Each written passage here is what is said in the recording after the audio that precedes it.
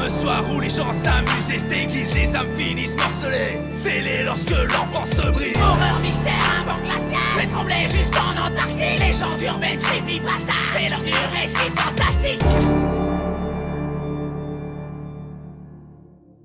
Alors, ça fait un moment que je n'ai pas raconté mes histoires sympathiques pour toute la famille. On va rectifier le tir. Ouais, on a été un peu sur le pied de guerre avec la pandémie, et je n'avais plus trop le temps de venir discuter et raconter tout ça. Maintenant que la crise est un peu passée, je reviens, prêt à vous rendre phobique des hôpitaux. Si je me souviens bien, j'avais parlé des bizutages la dernière fois. Il y a encore plein de trucs à dire, mais j'ai envie de varier un peu. Alors, voyons quel thème on pourrait aborder aujourd'hui. Ah oui, les services psychiatriques. Là aussi, il y a une tonne d'anecdotes horribles qui devraient vous ravir, mes petits psychopathes adorés.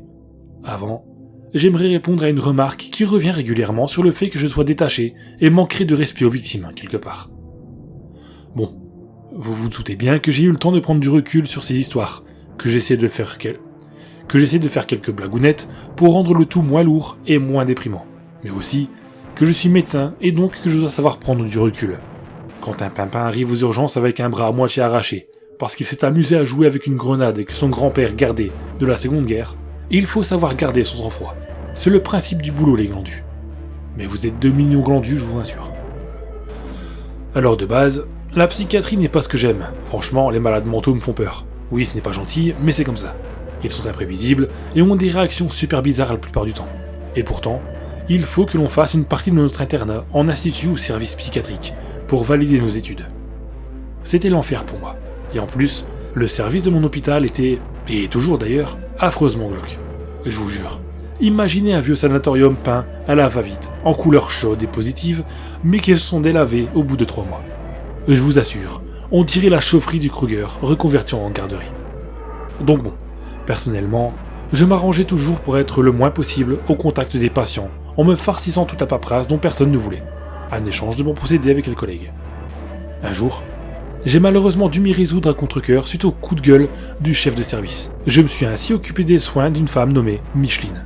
Oui, les noms sont modifiés comme d'habitude. Et qui est sérieusement schizophrène. Le souci avec Mich était qu'elle avait la fâcheuse manie de ne jamais prendre ses médicaments. Elle trouvait constamment un moyen de nous rouler pour ne pas les avaler, en les cachant dans sa bouche ou en les régurgitant. Même maintenant, je ne reviens pas d'un tel génie et d'une telle créativité pour ne pas suivre son traitement. Impressionnant. Bref, elle avait donc souvent des crises à cause de sa maladie et délirait souvent. La plupart du temps, elle restait prostrée dans un coin en observant nerveusement tout ce qui se passait dans la salle de repos, où les patients passaient la majeure partie du temps. Ouais, ses délires étaient de type paranoïaque. Son psy galérait à établir la communication, mais le bougre y arrivait quelquefois. Parfois, il nous racontait un délire récurrent et étrangement cohérent qu'avait Michou. Oui, secret médical, tout ça, nous sommes de filous, et l'ordre ne serait pas fier. Je sais. Bref, ce délire était assez particulier. 1 à 2 fois par semaine, quelque chose venait l'observer depuis la vitre de la porte de sa chambre. Systématiquement, vers 2h du matin. Elle décrivait le monstre comme une chose affreusement déformée et écarlate. Un nez patate, avec des croûtes et creusées par endroits. Des yeux vitreux et globuleux, marrons, parsemés de nerfs rouges, qui semblaient sur le point d'être éjectés de leurs orbites. Les dents de la chose étaient noires et brisées, pourries et infâmes, tout comme ses lèvres étaient gercées et trouées des plaies régulières. Le reste du visage était à l'image du nez, immense et creusé, empli de croûtes et de creux d'où suintait un liquide blanc, immonde, mêlé à des sudations abondantes. Les gouttes de sueur perlaient de sa longue barbe trouée et irrégulière. La patiente appelait ce croque-mitaine Mugrento. Micheline expliquait à son psy qu'elle avait conclu un marché avec Mugrento. Enfin, plutôt qu'elle accomplissait une sorte de rituel afin de conjurer la créature. Il venait avec sa respiration difficile et bruyante, puis la fixait en souriant depuis la vitre, tout en soufflant sur cette dernière afin d'écrire des messages avec la buée. Selon elle, c'est ainsi qu'ils auraient conclu leurs accords. Elle faisait passer ses médicaments en dessous de la porte, notamment ses antipsychotiques, et devait ensuite mettre sa main sur la vitre. Mugrento faisait de même, puis tentait d'ouvrir la porte. Toujours en vain, on ferme les chambres à clé. Il récupérait les médicaments après ses essais, avant de s'en aller, jusqu'à la prochaine fois. Bon, après diverses théories psychanalytiques, mon collègue en a conclu qu'il était largué et prévoyait de transmettre son cas à son ancien directeur de thèse, qui était une pointure en psychiatrie. Très peu de temps après, pendant que l'on se baladait dans le couloir des chambres, alors que les patients étaient dans la salle de repos. Nous avons fait quelques blagues douteuses sur le mot Rento. C'est alors que je me suis approché de la vitre de Micheline et que j'y ai vu de la buée avant de remarquer qu'il y avait vraiment des messages écrits dessus. On a paniqué, puis on s'est dit que c'était elle qu'ils avaient écrit, mais on s'est vite rendu compte qu'ils étaient marqués depuis l'extérieur. On a appelé les infirmiers, souvent très costauds, et la police. Un agent envoyé par le commissariat local et les infirmiers ont fouillé le bâtiment à la recherche d'un intrus. Sans succès. Le flic est reparti en pensant à une mauvaise blague d'un de nos pensionnaires, ce qui était possible, mais super problématique. Déjà, ça voulait dire que l'un d'entre eux avait les clés de sa chambre et qu'il s'amusait à empêcher une patiente de prendre son traitement. Il fallait donc l'attraper. Là, certains doivent se poser la question des caméras de sécurité et des infirmiers de garde. Il faut savoir que l'on n'a plus un sou dans l'hôpital, alors on n'a pas remplacé les caméras défectueuses depuis un bon moment, et on n'a pas de personnel de nuit. Enfin, si, mais ils viennent en renfort dans les autres ailes, pendant que les patients psychiatriques dorment alors.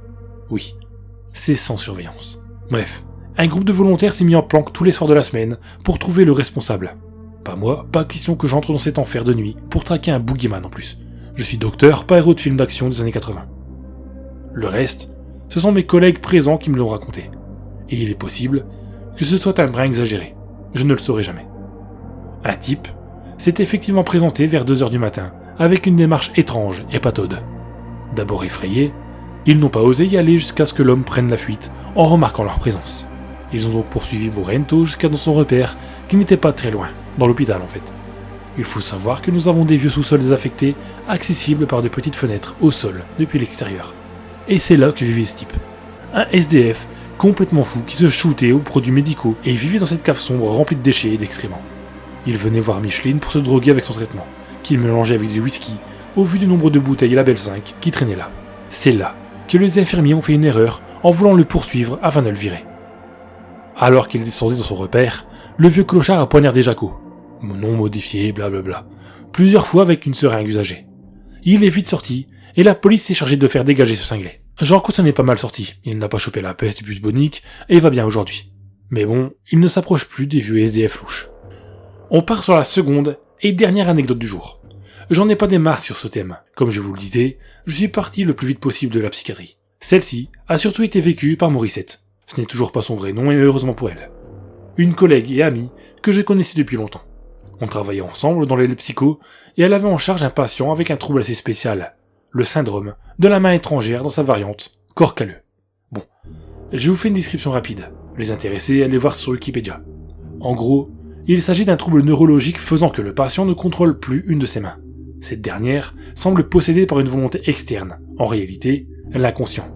Et dans la variante, corps calleux, la main cherche à nuire aux actions de l'autre main comme une sorte d'antagoniste étrange. Enfin, nuire. Plutôt devenir la main dominante en effectuant les actions à la place de la bonne main, comme écrire ou toutes les autres actions faites par la main motrice. Alors, c'était un patient très gentil de base, nous allons l'appeler Pierre-Jules. Mais son syndrome le rendait très spécial. Il se tenait toujours la main, comme s'il voulait éviter qu'elle ne fasse des bêtises. Les premiers temps, il réclamait la camisole de force et faisait tout pour la récupérer lorsqu'on la lui ôtait. C'était un moyen pour lui d'éviter que sa main ne fasse n'importe quoi, je pense. Le plus perturbant était qu'il pouvait passer des heures à discuter avec sa main, qu'il lui répondait par des signes afin de marchander pour qu'elle se calme. Je vous jure, j'avais l'impression d'entendre un négociateur tenter de convaincre un forcené de libérer les otages. Visiblement, le succès n'était pas au rendez-vous. Forcément, on ne parlemente pas avec les subconscients. C'était assez triste en réalité. Pierre-Jules voulait vraiment que ça s'arrête afin de reprendre une vie normale. Oui, ce n'était pas un syndrome de naissance, mais le résultat d'un choc émotionnel. Il avait dû subir une intervention neurochirurgicale suite à un traumatisme crânien après un accident de car. Il y avait eu pas mal de morts ce jour-là, mais il s'en était sorti heureusement, même si c'était avec des séquelles. Le signe manifeste de celle-ci étant ce syndrome. Ma collègue était partie sur une théorie, que ces négociations et ces discussions avec sa main étaient une concrétisation d'un complexe du survivant, et donc d'une culpabilité refoulée. Morissette voulait justement accompagner et déclencher ces discussions afin que le patient exprime et extériorise ce qu'il refuse d'admettre. À cette fin, elle avait installé un dispositif personnel d'enregistrement dans la chambre du patient.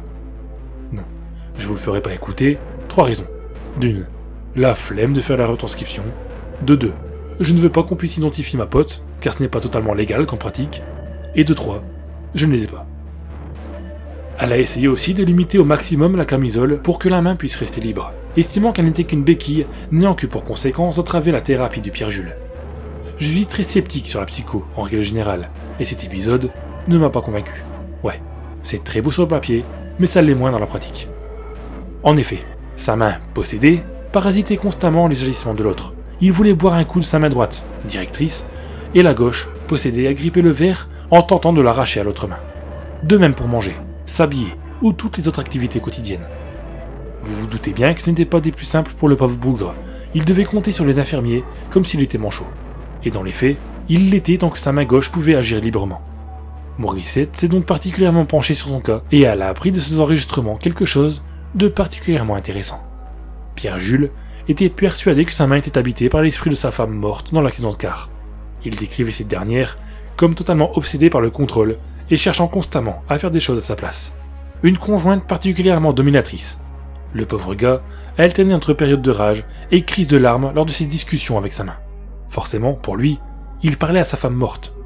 Cette découverte n'a fait que renforcer la conviction de Morissette sur un complexe du survivant et d'une culpabilité sous-jacente, le fait d'associer sa femme à son trouble n'étant pas anodin. Elle pensait que le type s'en voulait d'autant plus en raison de sa sensation de libération par rapport à la domination de sa femme.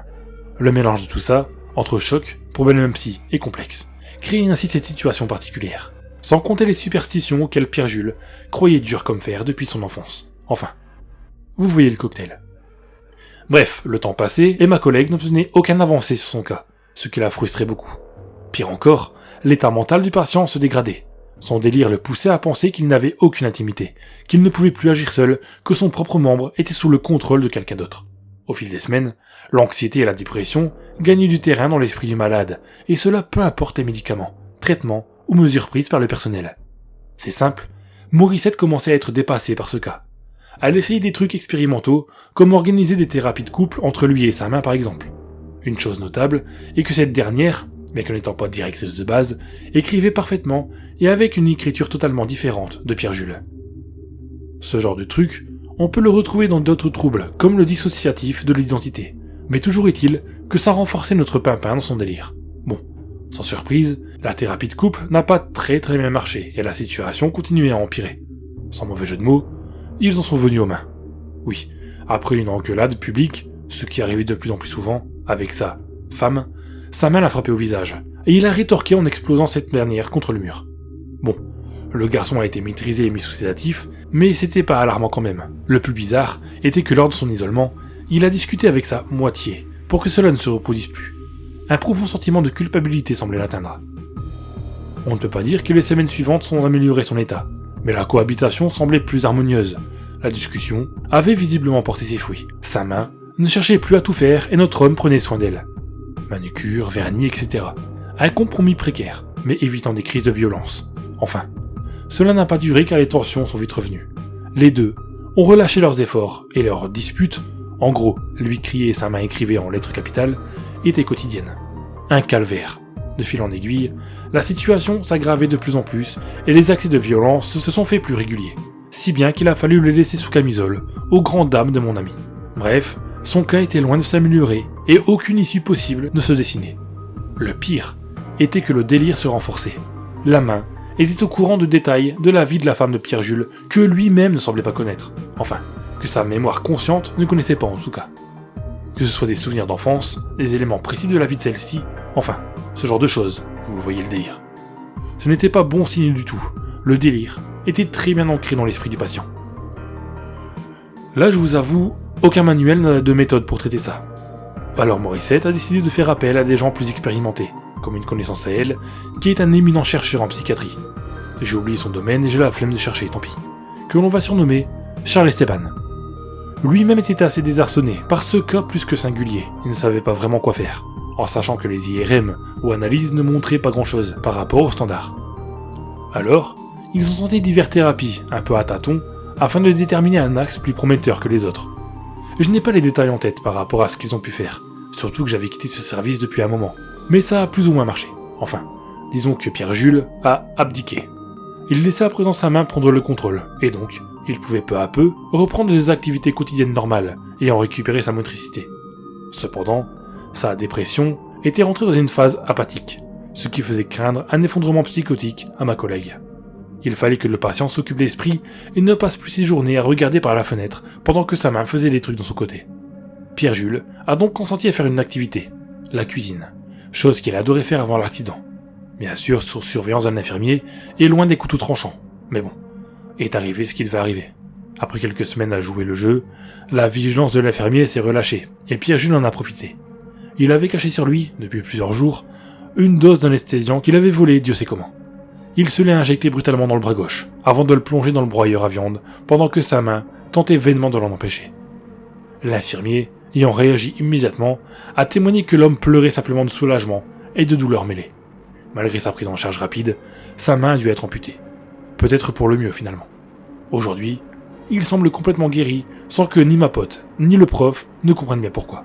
Ce syndrome est normalement la manifestation d'un trouble, et le membre n'est pas censé être le problème en soi. Je vous laisse vous faire votre propre avis. Perso, je m'en vais sur ces dernières anecdotes. Sincèrement, je ne suis vraiment pas à l'aise avec les cas psy, et ces souvenirs ne m'enchantent pas. Bon, n'oubliez pas de me laisser votre avis, vos anecdotes, etc. J'aime bien vous lire et échanger avec vous. C'est un peu pour ça que je vous raconte mes anecdotes à la base.